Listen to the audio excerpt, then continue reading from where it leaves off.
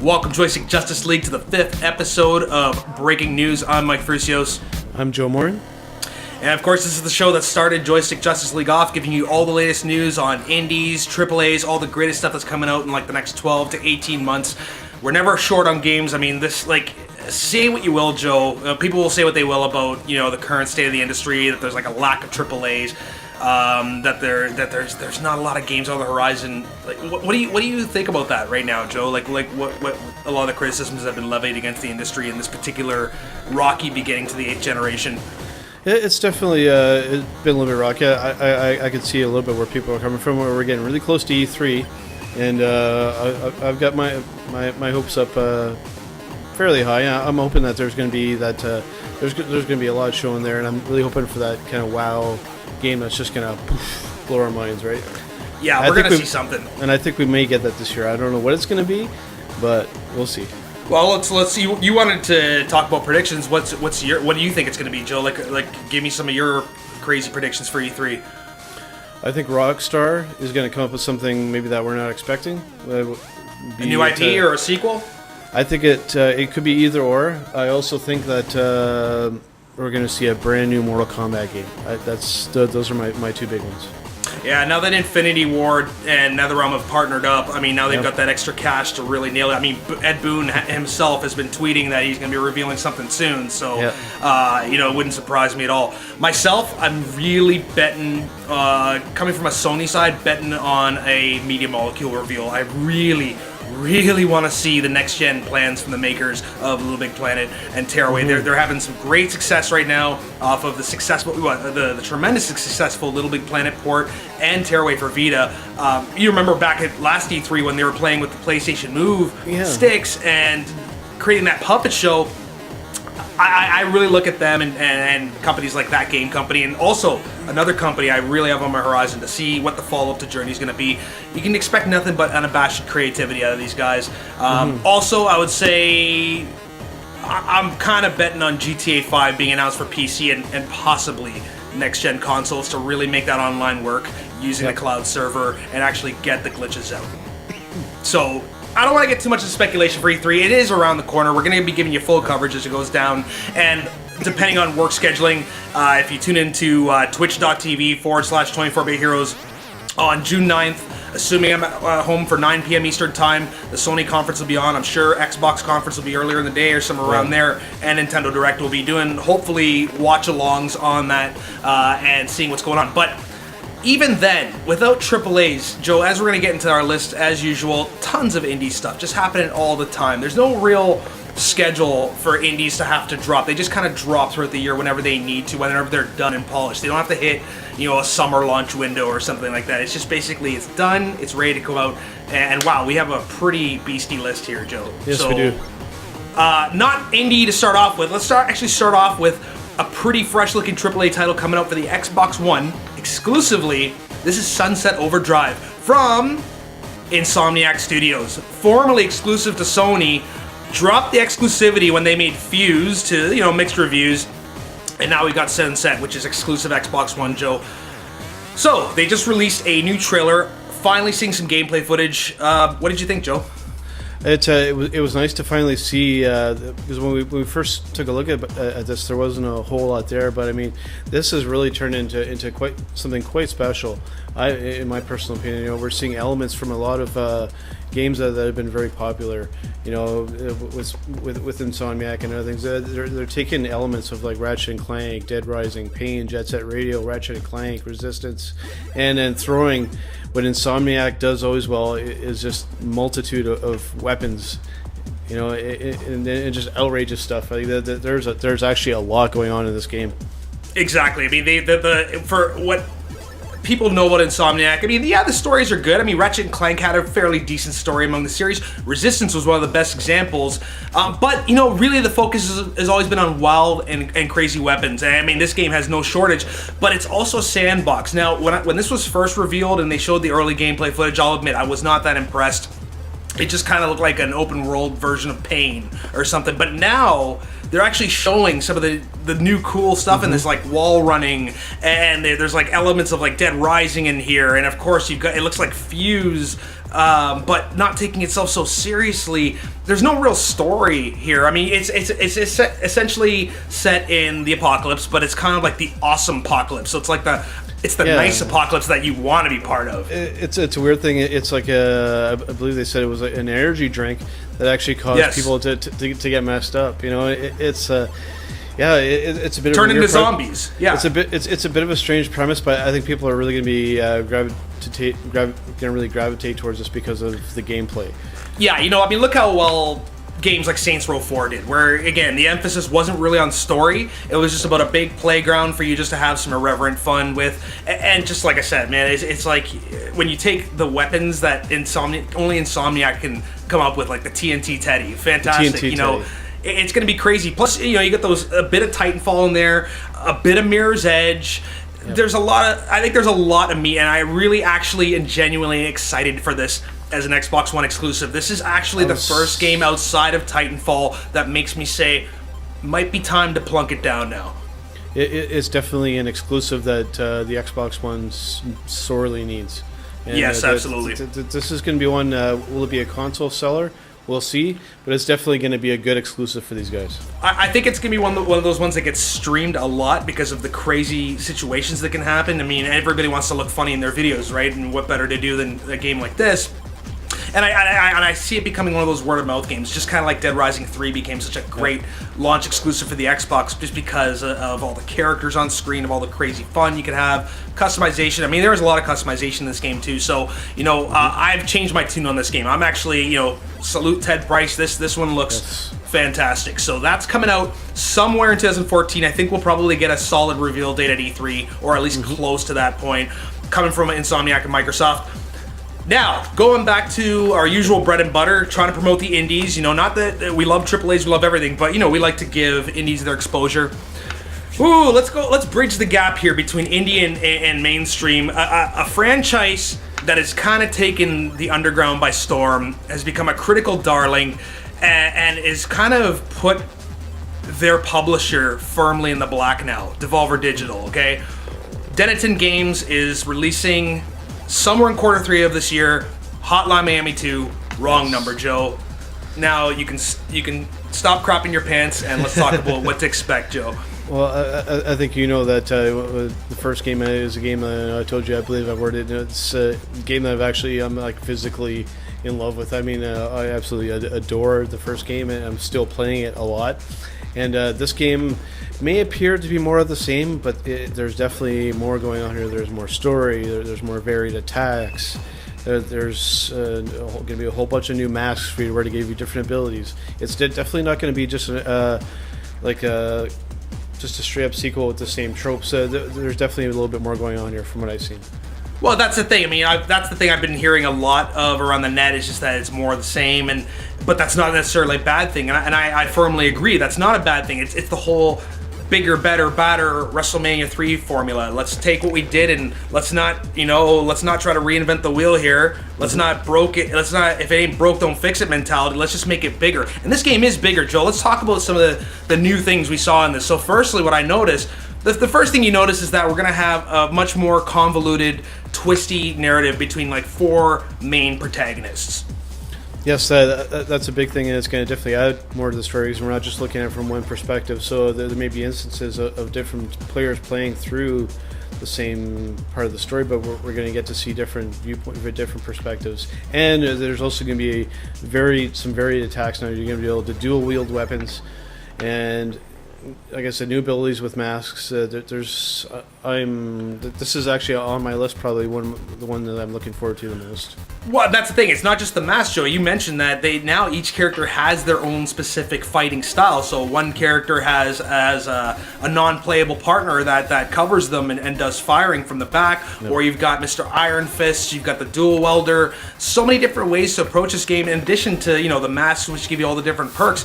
But the other thing, Joe, is that as violent as the first one was, man, wow, some of the stuff we're seeing in this trailer is going to put the first one to shame. I mean, we're seeing, like, chainsaw, putting a chainsaw on a guy's guts and ripping that stuff out, like a vicious beatdown of a guy that's barely alive and just taking him out.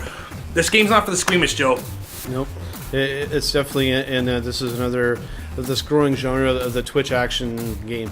And hardcore twitchy, yeah. And I think you could say that this one's pretty well at the top of the heap, and that a lot of developers are taking note and working with kind of these similar ideas. Like any good rage quitter game, it's brutally hard, well designed, intricately designed, and that's what makes Hotline Miami great. And what I also like is that Denington's been firm. They're saying, okay, this is it. This is the last Hotline Miami. We're moving on to other things. I respect that, man. Don't beat a dead horse. You know, just go out in style and make it right. And this is coming to PC, Mac, PS4, and Vita, but it is launching on PS4 first. They made a note about that they were tremendously successful with the first game on the Vita, especially. So that's where they're going first. I can't wait to stream this on PS4. This is going to get a lot of playtime out of me. I'm telling you right now. Well, I mean, you're for a double treat too, because I believe, and this is what I see. I think I've read, like I'm pretty sure I saw this, is that if you purchase Hotline Miami on PS3 or Vita, you will get a free upgrade to the PS4 version, which will be released around the same time as the sequel. So that's hot. That's great, because that first game is infinitely playable. So that's coming somewhere near the end, around probably summertime for those platforms. Up next, we've got a GGPO fighting game. Now, GGPO is a relatively new term, which basically stands for Good Game, Peace Out. And what this was, it was a reaction to a really bad port of Street Fighter 2 for the 360, where it was just really laggy. So this is like this new software that a lot of fighters like Dive Kicker is using, Street Fighter Third Strike, Skullgirls is using the GGPO system. You can look this up on the web. And basically, it creates this kind of like illusion of a lag-free environment that lends itself to these twitchy-based fighters. So this game is called Lethal League, in the vein of like these twitchy, fast, kind of one-hit kill fighter games like Dive Kick. Lethal League, coming out from Reptile Games, Q3 of 2014. There's already a bit of a buzz about this one on the net. There is a playable prototype on their site at lethalleague.reptile-games.com. Joe, what did you see from the trailer to this? This is basically if you and your buddy were to go to a squash court, but instead you took an aluminum baseball bat and a baseball, and went head to head with each other. That's the best way to describe this. Is a fighting game, but with like but with some Pong elements in there. But except that it's not paddles or lines. You each have a baseball bat and you're attacking. You're going. It's like the ultimate sadistic game of catch. No gloves. It's such a unique premise, taking elements and tying them together. This is going to be a blast. 2-player, or actually up to 4-player, head-to-head game. This is. I didn't see this coming. Like, it was such a surprise when I first saw it. I went, wow. Yeah, it's cool. Such a deceptively simple game. I mean, you got two little leaguers with batting helmets just kind of swatting a ball back and forth. But as you watch a game play out, like Pong, the more the rally goes back and forth, the game starts to speed up. Now, when you start adding special moves into this, like being able to freeze the ball and turn it into like a heated guiding missile, now it's like Pong and Hero Hockey meets Windjammers, or like Super Dodgeball. And like we said, we were watching some Let's Play videos of this. This gets out of hand real quick, like really fast, really twitchy, over the top, man. Like the sound effects are just, they have this extra reverb and echo to make them seem like they're inside a stadium, and then also you got this like pulsating like hip hop track with all these original beats. Yep, and so far this is slated to just come out for PC. I have a feeling that if this catches on, I have a feeling that we're going to possibly see this on. I'm hoping to see it on more platforms. So I have a feeling that this is going to catch on with, here's another game that would just be like, and it could be an instant streaming classic to see people to play this. You know? Well, it's poised similarly to Dive Kick, Joe, in the sense that Dive Kick was one of those niche PC titles, but just because it just hit the right. It hit the right notes, Joe. It just got the parody down right, but it was also playable. Like, I know people who sit and play Dive Kick for hours. You'd think it's like the most mind-numbing simple game, but actually it's not. It's deceptively simple. Something like, like what Towerfall Ascension is, or like this, where it seems simple on the surface, but once you actually get into the very nuanced controls and strategies you can bring into this, combined with like this high-octane, speed and special weapons, I mean, this could get pretty frenetic. Yeah, it's definitely fast paced, and this is a game that I hope we see more of this kind of stuff. And that this is just the kind of stuff we're seeing from these indie developers. Just cool original ideas that we're just not seeing from a lot of the AAAs, right? Well, Joe, I think it has to do with the fact that this new technology, the guy who created Tony Cannon created this GGPO technology. I mean, it is fairly new. I mean, it's only been around since like the late 2000s. So what I would like to see is more games take advantage of it. So like Towerfall Ascension needs to go online. It needs to use this. And again, I can't give you the technical specifics. Just go to Wikipedia or something and check out GGPO. Again, what it does is that it predicts latency and just tries to create this illusion of a lag-free environment to allow for these quick games. And I think that as more games start to adopt this, you'll see it more readily come over to consoles. Yeah, I'm hoping so. Sorry. Yeah, because it could take some of these games and make it so that there's none of these kind of issues. Yep, exactly. Whether it's even if it's like Trials Fusion, just allowing us to play multiplayer online. So so that is Lethal League coming out only for PC at this point, but keeping our fingers crossed for multi-platform. Up next, keeping it with the theme of simplicity is key. We got Nidhogg. Now, this isn't exactly new. This came out in January for the PC, on January 13th to be exact, but it is slated to come out later this year for the PS4.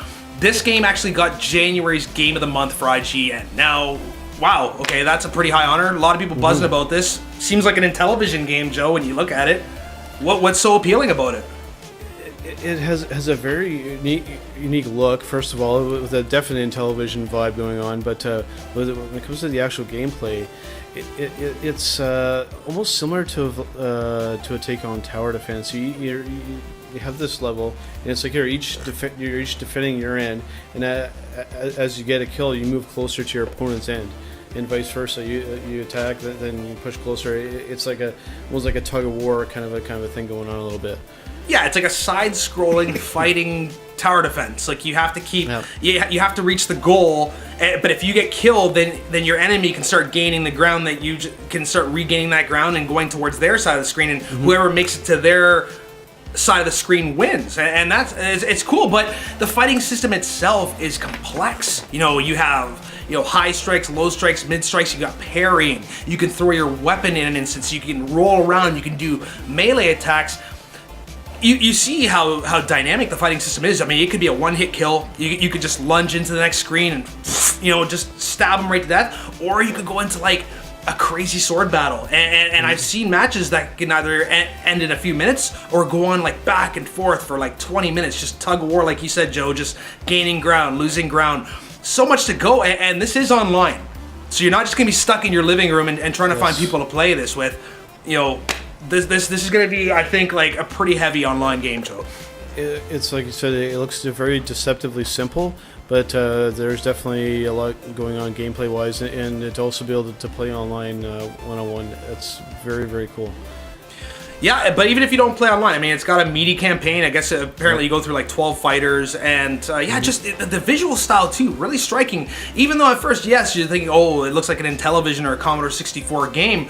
Look at those backgrounds, and again, this is awesome, like electronic music score that reminds you of, like, it puts it almost in the realm of like Hotline Miami, where it's just like this acid trip of a Prince Persia meets Street Fighter kind of experience. It's something incredibly unique coming from Messhoff, and I think this is going to make like streaming waves on the PS4. I can see a lot of people tuning on to this one. It's another trend of, I think we're going to see this, like the previous game that we just talked about, originally slated for PC, but then there's a little bit of a demand for it, and then we start seeing multiple platforms. Yeah, and you know what? I'm definitely glad that this is one of those games, because this is very, very, I was a little underwhelmed by this when I first saw this, but the more I see of it, the more I like it. Yeah, it's like, again, simplicity is deceptive. It's even like something like M++, which we haven't really featured, but I wouldn't mind just kind of throwing a little shout out. Also coming out for PS4, a notoriously sadistic platformer that when we first looked at it, it's like, okay, it's just like a single screen, some geometric shapes, but then when you actually start getting into the nuanced platform mechanics and seeing how ridiculously hard this game is, but how well crafted it is, you start to understand like why this is important. So, like you're saying, Joe, a lot of parity between the PC and PS4 right now. I love it. I want to see more of the Xbox One. I really want them to get rid of this parity clause. I just gotta say it, like, seriously, that if you want to go multi-platform that you can't release on Xbox One, just Microsoft, get rid of that attitude. You are missing out on, like, Mercenary Kings, on Octodad. Like, seriously, Microsoft, get your shit together. So, let's move on to our next game. PC, PS4, Xbox 360 Vita release. This is Axiom Verge by Tom Happ. One single developer, Joe. One single guy is making this game. What can we tell people about this kind of cool-looking Metroidvania shooter? First of all, a very ambitious thing. I mean, when you first take a look at this, like you said, this is basically a direct homage to the Metroidvania genre. And for one person to tackle on this project, you look at it, I mean, just the artwork alone, I mean, should take a, like, it's you can tell that this guy's been putting a lot of work into it. I mean, it's just a faithful representation of this genre brought into the modern day for people to enjoy and to appreciate these kind of games that existed before. He's been working on this for like a good 4 years. I mean, yes. and it shows like it's just one guy. Deliberate. No, it's deliberate. You know, and it screams Metroid. You know, that's the most obvious thing about this thing. It's really a direct, like, homage to Metroid with other elements, but really Metroid is the foundation. I mean, you've got the Metroidvania, you know, non-linear style of gameplay. There's a lot of exploration here, but it's fusing other elements of the 16-bit era too. Like, we've got a little bit of Contra in this, like Alien Wars. You know, there's you notice that right away. The bit of a Contra vibe, shooting in all directions. You also got a bit of an R-Type vibe here too. The blood, you know, the overall aesthetic. There's a lot going on here, but it's like there's so many Metroidvania games out now, like Guacamelee or SteamWorld Dig. Why should we get excited about another one? Well, I mean, if you don't have Nintendo, this is as close to Super Metroid as you are gonna get. Yeah, it's as close as you're going to get, and I think you know, the kind of idea of this game was to bring this kind of game into the modern generation, to, you know, for possibly like the millennial gamers can go, you know, these are the kind of games that you know, we used to really love, and then, you know, here's your version of it, you know. But with a modern update, so kind of getting rid of the bugs, you know, putting it into like video game evolution. The fact that in this game, Axiom Verge, you can save any time. You don't need to go to the traditional save room. Like, you can still do that, but it has modern elements. Whether you like or hate that, whether that deflates the difficulty for you is your call. It's just an option. And even with the character, that I think you know, that people can relate with that. I think what we see, he almost looks kind of like a Harlan Williams. Yeah, he's got the pumpkin pie haircutted freak with the mutton chops. Mutton chops, yeah. So every guy, you know, and that's the thing too, that where it was funny. We were watching that Let's Play video, and they mentioned that this is not so much Super Metroid as it's more like Metroid Fusion. Unlike Metroid, which is more about your solitary experience, you create the dialogue as you go. This does have dialogue, but, you know, that's just kind of like a modern staple of any really good Metroidvania. But like you're saying, Joe, I mean, this is like, people should never downplay these like 16 or 8-bit homages as like simple to program. Like we said, this guy's been working on this for 4 years, and it shows. I mean, this thing is mad detailed. The art style is gorgeous, and you know, I know with all that time, it has to play just as good as it looks. Yes, this is one that hopefully doesn't take. It looks like it's what's slated to be 2015. Yeah, no time soon. Yep. No time soon. So, you know, one guy, take your time. You know, it's you know, it's like I can't understate it. You know, it's quite a challenge for a single one-man developer to take on. Yeah, you know what? It's again those ideas of the rigid guidelines. They don't work for everybody. You know, really just. There's nothing to rush out. There's a lot of Metroidvania composition out right now. Just take your time, polish the game, Tom Happ, and we will enjoy that. So that's coming out for PC, PS4, Xbox 360 and Vita, maybe Wii U, Xbox One. We'll see over time. Finally, for part 1 of episode 5 of Breaking News, we're going to get into this one that looks pretty damn badass. Coming out for PC, PS4 from Alien Trap. Somewhere this year, probably fall, winter. It's called Apotheon. All right, so for those of you who are kind of needing your ancient Greek heavy damage, heavy violence fix after God of War Ascension, Joe, what can we tell people about Apotheon?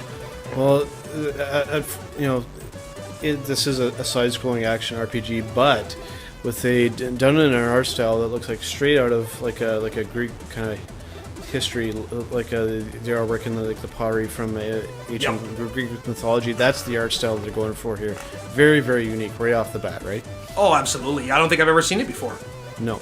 other than maybe like a cutscene for God of War. But you know, it's striking, Joe. You know, and then the ironic thing is that the developer actually said that it was actually easier to do the graphics for this than their previous effort, Capsize, because it was just kind of like a lot of, you know, tiling and all that fun stuff. But man, you would never think it's all hand drawn.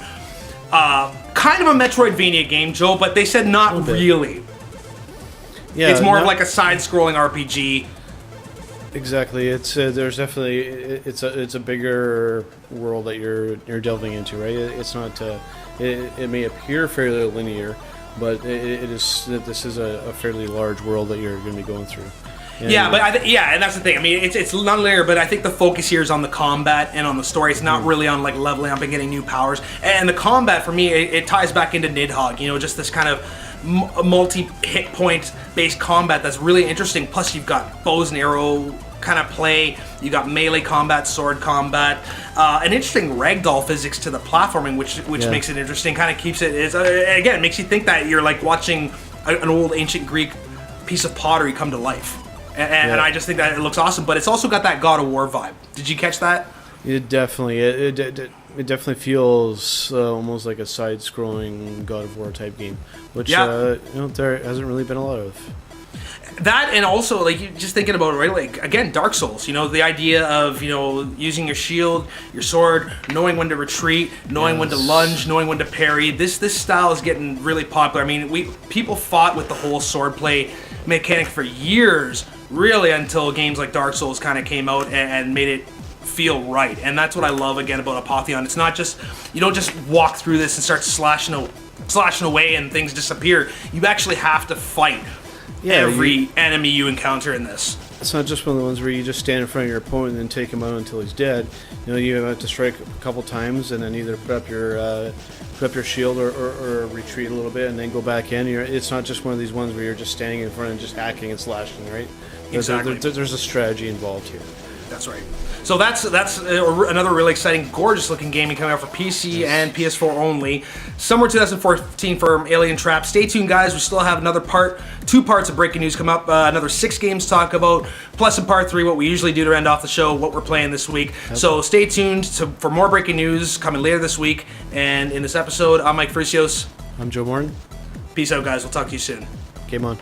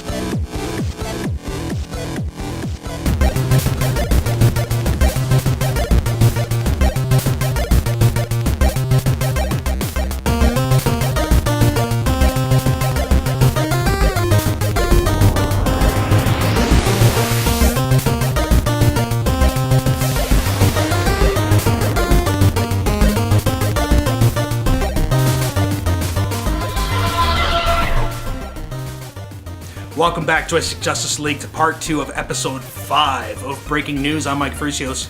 I'm Joe Morton. And we're getting back into some awesome, cool 80s stuff coming out on the horizon.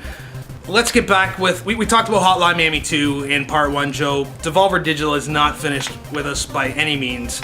Another crazy, unique game coming from Devolver Digital with their developer from Toronto, Vagabond Dog, helming this one. It's coming out, actually, this month, May 21st, on PC only. It's called Always Sometimes Monsters, Joe. So we really had to wrap our heads around this one. The trailer doesn't say it all. You know, we really had to go to the developer's website, do some research. What have you learned about this game? How would you sell this to people? Well, this is a choose your own adventure style role playing game with Yes. a narrative tree that essentially takes place over the span of a month, and your goal is to try and get your love of your life back. Yep, and you just have to make some really, really hard choices along the way. And the trailer says it's like, what would you do to get back the person you love? What would you sacrifice? All these kind of hard choices. What's really interesting, Joe, is the way the choices are laid out. This game, in that new hardcore fashion, doesn't hold your hand. Okay, so we notice like right from where the game opens, you're at this art show or something. Mm-hmm. I think you have a gallery, or maybe you're an art buyer, and you're. No. It was a literary meeting. Actually, and you're trying to find the next great writer, and you see all these people in a room, and your first inclination in RPG is, well, I should go talk to some people and find out what's going on. And whoever you talk to is going to ask you if you want to have a toast with them, like of some type of gin or wine or whatever. Mm-hmm. And you can either choose to do it later or do it now. And if you do it now, unbeknownst to you, that becomes your main character. Yeah, the story is going to be constantly changing perspectives here, and like you said, there's also going to be some like you said, there's definitely some dark themes and some hard moral decisions that you're going to have to make along the way. Well, I mean, you mentioned narrative tree and choices, Joe. Like, how would you compare this to something like, say, Heavy Rain or Walking Dead? Well, it's definitely in that vibe of where it's your question. Did I make the right decision? And you're gonna have to just wait and see how it impacts the story. Something very, very, very simple conversation-wise that you may have said may not right away seem to have much of an impact, but later could. Yeah, constant cause and effect. I'd say even more so than Walking Dead. I mean, Walking Dead, yes, there is some sort of choice. Mm-hmm. It really boils down to who kind of survives with you at the end of the season. But this, it seems like there's constant looping cause and effect, or really every choice you make, almost like every minute, has an immediate story tree consequence. And that's why you were saying to me before when we were watching the trailer that it seems almost infinitely replayable. I mean, look at all the different characters and sexualities that you can choose to align yourself with. And that's interesting, Joe, because we notice again from the intro that we find out the sexuality of your character really quick, whether they're gay or straight, depending on who you choose to talk to at the party, who catches your eye. It's very interesting, and that's why I can see this game kind of catching fire too, because in this day and age where people are unsure of whether to approach sexuality in games, Nintendo's kind of biting the big one for this recently, announcing that they're not going to have same-sex couples in Tamagotchi. Whatever, love or hate their decision, this is a thing now. And at least this game is trying to address different sexual preferences, and I can see it possibly gaining a wider audience and becoming a hit as a result. I hope so, and I think people are definitely going to want to play through this multiple times just to see, to make different decisions and see how that impacts the story. There's going to be a wide variety of outcomes here. It's another one of these games where everybody's going to get something different out of this game. That's right, and the other cool fact is that this isn't just like a story-based RPG. I mean, there are roguelike elements to this too. It's been compared to another game called Cart Life in the sense that you actually have to hold down a job, you gotta pay bills, maintain a social life, and if you suck, you're gonna end up on the street. So it's kind of like Don't Starve set in like the big city as like a modern relationship simulator. Yep. Yeah, there's definitely that element of there too, almost like a survival aspect to it, right? Where relationship horror, survival relationship horror. There we go. Yeah, we just coined an RPG. There's definitely more to this game that I think immediately meets the eye. Yeah. So that's the other thing too. A lot of Let's Play videos, like get over the pixel art graphics. There's something really deep here. There is. That's something with in Devolver Digital's publishing style. They like to stick to these really cool, unique looking games that are almost punk rock in aesthetic. I mean, they're not the prettiest looking games, but they're not, it doesn't have the prettiest subject matter either. Nope. It's people might say, oh, how could Devolver Digital put out Hotline Miami 2 and Always Sometimes Monsters? Aren't these two different games? And I would argue no, Joe. I mean, these are both very noirish. This is anything but The Sims, Joe. Always Sometimes Monsters. This is a very dark tale of lust, greed, adultery, backstabbing with a noirish ending. Somebody's going to get killed You see it at the beginning, and you just have to find out how you end up at that point. Yep, this is just a very unique and once again, Devolver Digital, coming out with some really cool, thought-provoking games here. Always thought-provoking. So that's coming out this month, May 21st on PC, and coming up next, staying in kind of like the philosophical, political territory here, To Leave. This game's coming out from an Ecuadorian company called Freaky Creations, headed up by Estefanos Palacios. Now, so this was a company that was set up through Sony's Latin incubation program. So, kind of tell us a little bit about what happens with that program, Joe. Well, they basically gave this developer who was having a tough time, and basically gave him the tools that he needed to see his vision through, right? That's right. So they gave him the dev kit, basically for free. They gave him the resources to make this game. And what we have in the vein of something like, say, like Jonathan Blow would do, or say Phil Fish, we have a very personal, metaphorical, kind of retro homage puzzle platformer here. So tell us a bit about what's going on here, Joe. This seems like very dreamlike. Yeah, this is definitely very symbolic. This is definitely a hardcore puzzle platformer, but it's just a very strong emotional vibe going on here. You play the character of this boy. His name is Harm. Who's living in a very, he's living in a town, and basically he wants to leave, and it's this battle of wanting to leave, but still wanting to fall back on the crutches of your everyday life, right? Yep, that's right. Because the thing is that I read an interview with Palacios. He doesn't really make any blunt political statements about life in Ecuador, but if you read between the lines, you kind of get what he's getting at. And I'm not going to claim to be like an expert on what's going on in Ecuador. I've only begun to do my research, but that's the important thing. This game's gotten me to think now, like, what is he saying here? Like, why is such a blunt reaction? The way he set this up is that the door that Harm is clinging to is basically the metaphor for how we fear change. Okay, so it's like we always have this crutch that we're always resting on, that in case things get too rough out in the real world, we can always go back through that door to our old way of routine. And that's what Harm's dealing with right now. Palacios said that the slave-like city of Candice that he lives in, I hope I'm pronouncing that right, Candice or Candice, it's essentially described as this place that uses its citizens as human resources. It blinds them with distraction, it just kind of like we are here, with all of our junk TV, and junk culture, and fast food, and all that stuff like that. It basically burns its citizens and uses them as fuel for a greatest purpose. So you can tell, like, just even doing some rudimentary research into life in Ecuador, I mean, there's definitely corrupt government, a heavy 1% versus the 99% mentality, and I think that this game's addressing trying to escape that climate, but not being able to because you're scared. You're so stuck in your ways, Joe. Do you ever kind of feel that way, or Absolutely. Do you understand where he's getting at here? Absolutely, I can definitely relate, and I think a large majority of people can, and for that reason, this game could possibly, I think a lot of people are going to be able to relate to what's going on here. If people are willing to check this game out when it does come out, a lot of people are going to, it's and hopefully, I don't know how this is actually going to unfold, but it's gonna. I don't know if it's going to help people kind of through to kind of deal with these kind of issues, but you're definitely going to be able to relate to what's going on here. That's probably the best way I can put it.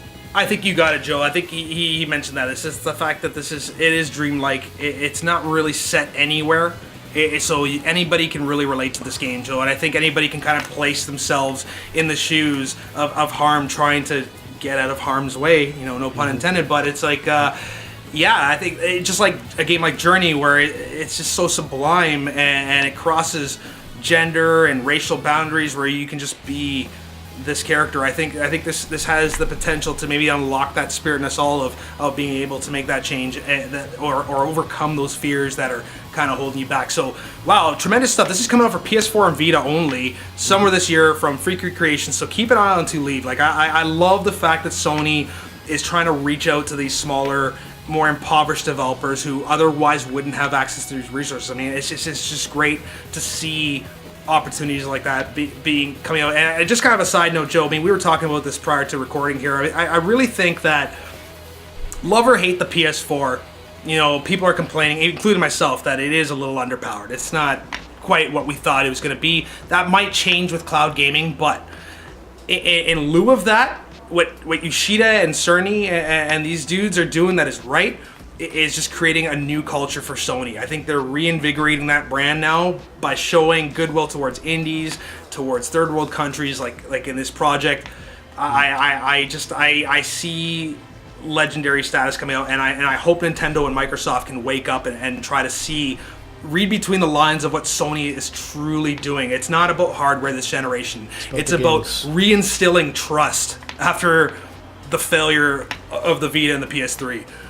Well, absolutely. This console, this generation, you know, the hardware is what it is, but it really is going to be about the games. And with programs like this, you know, I have the feeling that we're going to see a lot of these very unique experiences that normally wouldn't see the light of day. Exactly. So that's to leave. Moving on. This one's a fun one. This one's coming out for PC, Mac, and Linux from Behold Studios. So this is based, if you're a fan of Mighty Morphin Power Rangers, you'll immediately be in love. This is kind of based on those Sentai Japanese TV shows that were really big in like the 2000s and even till today. This one's called Chroma Squad. So, Joe, this one's kind of another mishmash of genres and ideas. We're getting some truly unique games here. What did you see from Chroma Squad? With this game, you are essentially you're a manager of this TV studio, and you hire these actors to take on these roles of these Power Ranger-like characters, and then you play. Then it becomes a real-time strategy game with a lot of different elements going on, and even later with their version of the boss battles and the combat system going on there. Very, very cool stuff. Yeah, so you mentioned the strategy. This definitely feels like an XCOM, but it's interesting because it's not taking itself seriously. It's a meta textual game. You're not actually acting out one of the... Well, I mean, you literally are acting out one of these TV shows. You are part of a troupe of actors who play these Sentai Warriors, and you actually see yourself stepping out onto the green stage, the sound stage with the cameras rolling, and that's cool, man, because it doesn't... you know what? The cartoony graphics and the whole idea of the thematics not taking itself seriously make this fun, and for anybody who's scared off by like maybe the hardcore serious nature of something like an XCOM or Command and Conquer, I think this is a way of getting people into like, maybe I would almost call it RTS light. It's kind of like a middle ground. It's kind of somewhere between like Rainbow Moon and XCOM. Yeah. And also here in this same kind of vein as Foul Play and Puppeteer, you're also trying to keep your audience engaged. Yep. You know, and you know, possibly, you know, if you don't perform, eventually your show may get canceled. Yeah, that's awesome. I mean, you have a fan meter, which serves two purposes because, like you said, you have to keep getting fans to keep your studio running. And that's the whole point of the game. It's like XCOM. You run a studio. So it's not just fighting. You're also managing Twitter accounts. You're also managing the books. You know, it's awesome, the fact that you're not only doing this awesome RTS, but you're just like, it's actually a command center, which gives it just so many levels. Plus, narrative trees again. We're seeing that genre, that characteristic where you get multiple endings. I love it. How do you cram all this stuff into like this seemingly simple game, man? Yeah, so these guys are... It's a very clever team here. You know, once you get past that kind of French accent, you know, you can definitely tell. You know, even when we watch it, how do you pronounce it? Chroma Squad. You know, Chroma Squad. But I mean, clearly these guys know what they're doing and are doing something really awesome with this game. And well, I figured you being French, you could relate on a personal level to the squad. So yeah, I knew that you felt that when being a Frenchman, you understood. You were there. So anyway, no, we're just playing. We really digging this game. This looks amazing. Yeah, it does. It's called a Sentai Tactical Manager, and not only that, I mean, you've got the Rainbow Moon-esque XCOM battle environment. But here's the other thing I wanted to get at with that fan meter. Once you build it up to a certain level, you can unite your 5 characters into like a superpower and then into a mech that can actually fight giant monsters, and then it gets into like this cool like turn-based Pokemon style battle. But Joe, not only that, man, something I've never seen before, a create your own combo on the fly RTS. Yes, that is what very the cool. fuck is that? It's so cool. Yep, that's something I don't think that I've seen anywhere, and I'm sure it may be, but wow, that's the first time I've seen this in action, man. Yeah, that is so cool. Yeah, and to pull off in that way, I remember just when we watched that trailer, you know, and even before that, when you can this had to like chromatize, and then you can do these you know, group attacks and like it's great. There's a tremendous amount of stuff here. I mean, it's another one of these ones where upon first look, it may not look like as much. But wow, I mean, this is by no means a simple game. There's a lot going on here, and it looks like a hell of a lot of fun. Absolutely, yeah. So, but this one is not console bound. This is only PC, Mac, and Linux. But this is still early in the game, and like we said, you know, Fire Access, like we said many times, crossed that bridge successfully into bringing RTSs into console territory. So I don't see any reason why this couldn't be adapted for the current gen of consoles. I really want to see it go to the wider audience, and especially with 90s kids who are growing up and coming of age who will totally dig this game. You've played Power Rangers games before, but never XCOM meets Power Rangers. So pretty sick from the from Behold Studios, also the creators of Knights and Pen and Paper. So check that out somewhere this year, maybe, hopefully this year, maybe even early 2015. So moving on, staying in the RTS territory, but more in the tactics genre. This is a really exciting one coming out from Grimm Brothers. Somewhere again this year. It's called Dragon Fin Soup for the PC, PS4, PS3, and Vita, Joe. So what did we learn from watching the trailer to Dragon Fin Soup? Well, like here, first of all, the name may be kind of deceiving because I mean, I'm not sure if this is like a working title or not, but the game is like we said, it's a tactics role-playing game, but your main character is Little Red Riding Hood. But one of them, there's multiple characters. That was the one we got to see. Yeah, but I mean, it's these fairy tale characters, but in ways that you're not really expecting. You know, there's that going on there, which is very cool, and going to make it so that you're not going to be kind of able to kind of see what's going to unfold here. Yeah, you know what? It's kind of like the Shrek approach to fairy tales. It's like the fairy tale with the modern kind of urban attitude and the slang and even just taking tropes and mixing them up. I mean, the fact is that now you're Red Riding Hood, but you also have the Big Bad Wolf as one of your cohorts in your party. And the fighting system is really interesting too, Joe. So again, it really reminds me of Final Fantasy Tactics in the way that the enemies are laid out and how battles happen, but thematically too, running with the rest of our show, it's got, again, roguelike elements.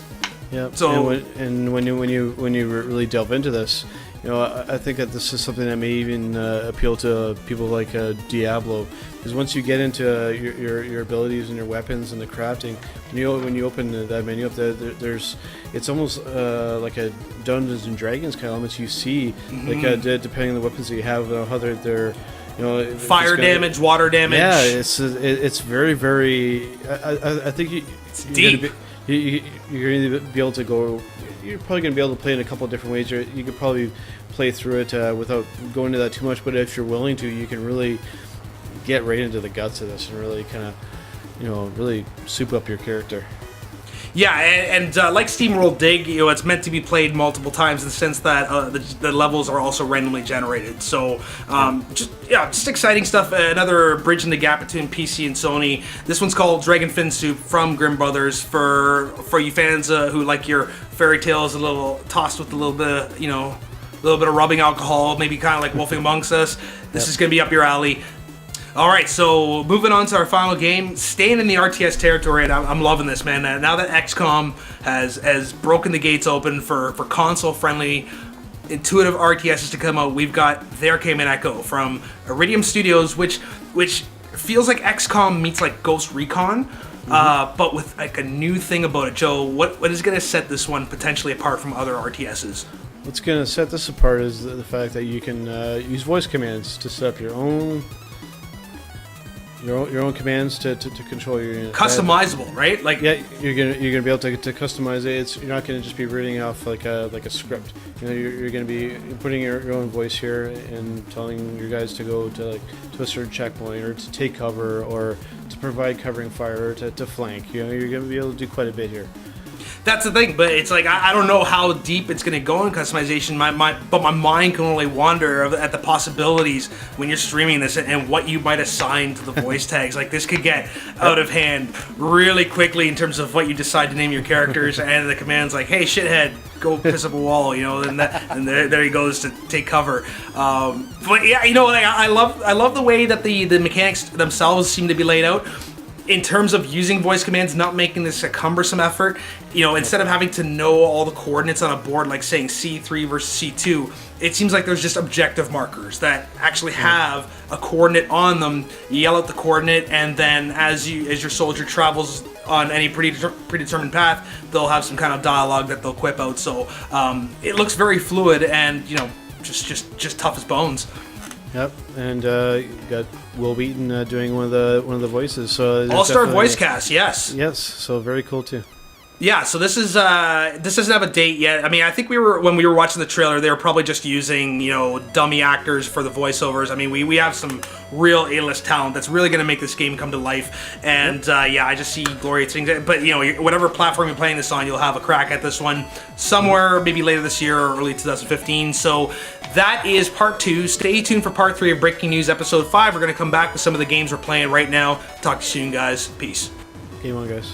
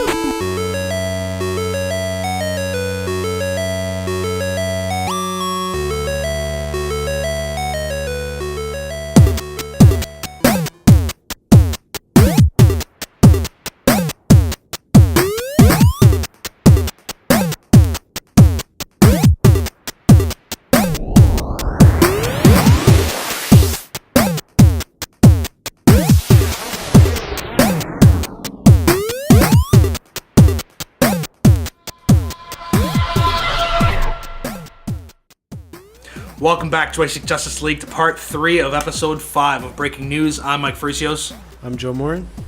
So Joe, let's wrap up this another plus size episode with what we always do. What we're playing this week, what's hot on your plate, what are you doing right now? I got 2 main games I've been playing right now. The first one is Broforce. Yes, we talked about this a couple episodes ago. Yes, we for did. Free Lives and Devolver Digital.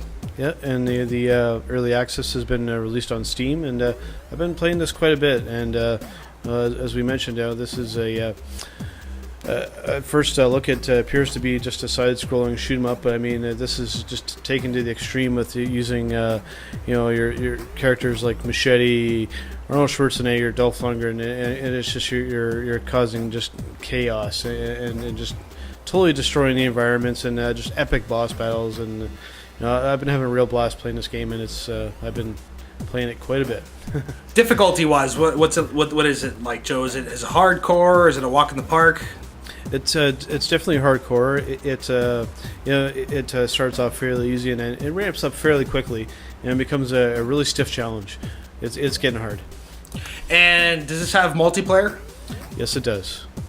Have you tried the multiplayer yet? There's local co-op. The online multiplayer is still in alpha, so it's not hasn't quite seen the light of day yet, but it is coming. How does it feel control-wise, mechanic-wise? It feels like it should for that style of game. It's not overly difficult and not too simplistic. It's a nice happy medium there. It's enough of a challenge, but it doesn't feel too easy. Yeah. So this one's on PC and Mac. How much did you pay for this, Joe? This was, I believe, $15. I believe it was $15 on Steam. Yeah. So still in early access. The official release is this June, but you can get your hands on it early, and it may even change with your feedback. So, Broforce, what else are you playing, Joe?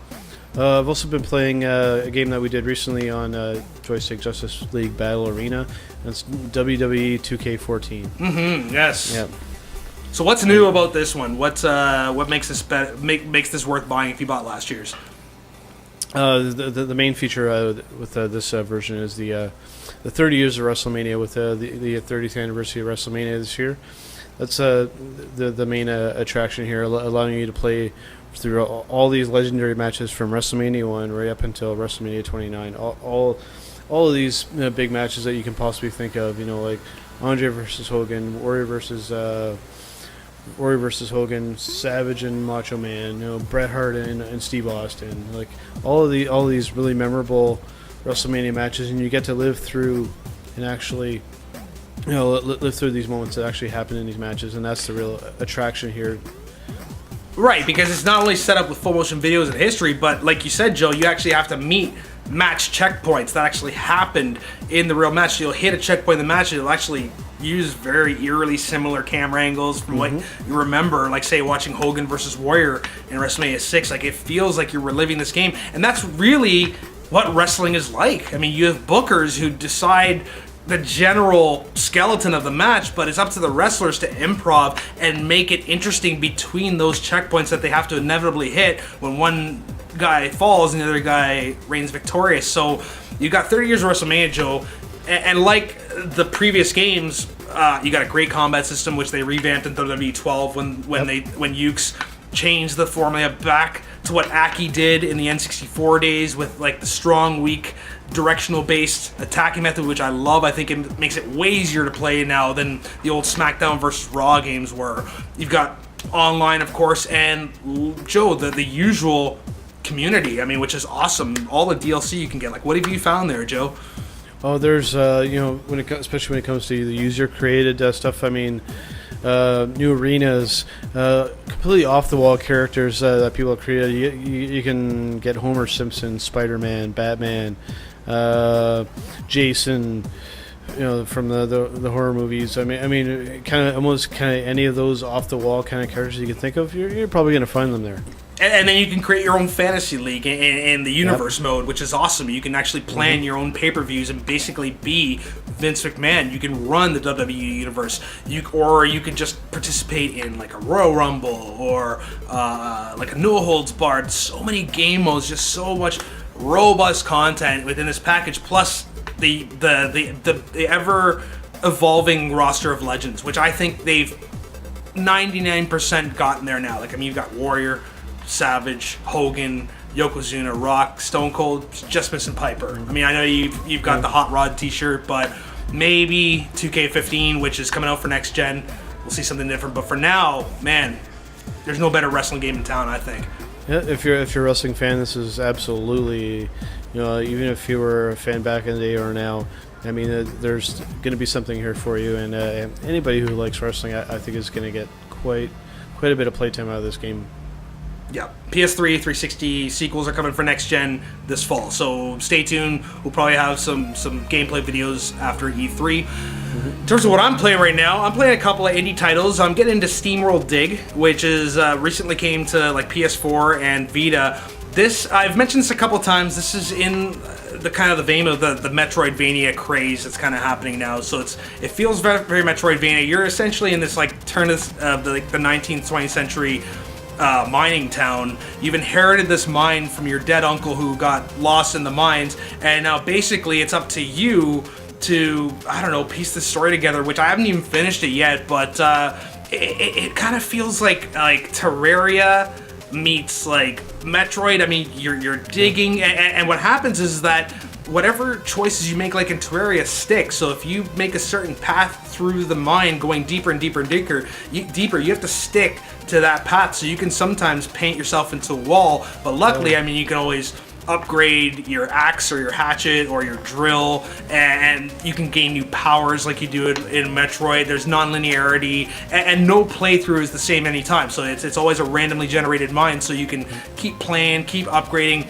It's just another game, Joe, that's just really simple in design, but just, you know, this is a hard one to stream. It's not an easy one to watch, but it's more of just one of those zen experiences that you really just appreciate on your own. You watch me play this. Yeah, it's definitely been interesting to watch, and you know, like you said, those the elements that you're talking about, it's you know, and it definitely feels like a sit down and enjoy it yourself kind of a game. Yeah, because I mean, you're essentially creating the game as you go. You've got this big mine, and you're just, it's almost like you're designing your own platforming and making the game happen before your eyes. So it's a budget game. It's like, I think like $10 on PSN, on PC, tons of platforms. Also, I'm playing in reference to another episode we recently did, Rage Quitters Trials Fusion. You got to see this, guys. This just came to PS4, Xbox One. It's on PC as well. Joe, you've been getting really good at this game lately. Just tell us a little bit about Trials Fusion before I kind of get into it. Okay, so you know, at first glance, you know, that you may think that this is just a motorcycle kind of Trials game. It is that to a certain extent, but I mean, difficulty-wise, I mean, you got to have some skill to play. This is definitely not your traditional kind of racing type of game. This is essentially a motorcycle platforming game. It is just like Excitebike of old. You know, you're doing your loop-the-loops and your crazy jumps, but it's got those crazy, twitchy, perfectionistic platform elements in terms of how you bunny hop, in terms of how you employ the game's physics. Now, I'm not going to say they're the most realistic physics. All you do is you have a gas, a brake, and you lean, and that determines how your velocity and how far you're going to lift off of a jump. It's very nuanced. I mean, there's a million strategies you can bring to any particular track because they're just so well designed, Joe. And you see the addiction right there. Like, I see your scores, and I'm like, oh my god, how the hell did you do that? And I'm gonna bust my head trying to catch it. I don't know if I can, but it's like that competitive spirit. This game's not even online, and already we're just chasing scores like motherfuckers here. Yeah. I think the only thing you didn't mention is the other button that you can press, and that is to the trick button. And also the last second bailout button. Yes, absolutely. Talk about the tricks, Joe. I mean, you got tricks in this. I mean, that's kind of cool. Yeah, it's there's some levels where you actually have to, you know, pull off as many tricks as you can in the SSX style, you know, Tony Hawk style. Exactly. Yeah. So there's some variety, but the real attraction here, I think is you know, having other people that play this, and like you said, the score chasing. That's right. Okay. You got the score. You only had to do in this many attempts, and you go, okay, I gotta try and do better than that. That's right. It's just there's that immediate competition, and like you said, you know, I really want to see, hopefully, an online mode come to this. It'd be nice, but you know what? With the fact that you got ghosts you can race against, I mean, really, it's right. It's basically a virtual online, and you've got those scores to keep you interacting. And now there's already like Twitter wars. I'm seeing people like call me out on Twitter, Rob. I see you, Rob, on Twitter calling out my scores and getting competitive. I'll see you on Twitter, buddy, okay? Yeah, that's Trials Fusion. Fantastic game from Red Links. It's $20 digitally, but I would highly recommend getting the $40 either digital or disc-based version where you get the Seasons Pass, because there's going to be a ton of DLC coming out for this. Plus, Joe, community creations, man. So if you think Red Links is sadistic, there's some motherfucker out there in the community that's going to make something that's really going to make you crap yourself. Yeah, that's you can create your own evil and sadistic tracks, and see how people stack up playing against it. Yeah, I'm so glad to see this thriving Trials community finally come to Sony, and it's already, you're seeing it. I'm seeing everybody playing this game now. It's a breath of fresh air, Joe. It's just simplicity. You can jump in and play, but as soon it's like any of those classic arcade games. As soon as you master the basics, which anybody can learn, it's up to you where you take that. So that's where it gets its depth. And I've seen people, even when I stream, say, "Oh, this is nothing but an iPhone game." No. you step up to the plate and you try to take that challenge. You tell me how iPhoney this game is. So, yeah, man. Episode 5, breaking news. Always putting out lots of content. And stay tuned for more stuff. We've got another Rage Quitters coming up soon, where Joe and I took turns at some of the invasion levels on Rayman Legends and had a crazy old time on that. So lots of great content, more roundtables coming up, and of course E3's around the corner. So we're going to have ever more to carry us right through the rest of 2014. For the Joystick Justice League, thanks for watching. I'm Mike Frucios. I'm Joe Morin. We'll see you again, guys. Peace. Game on, guys. Game on.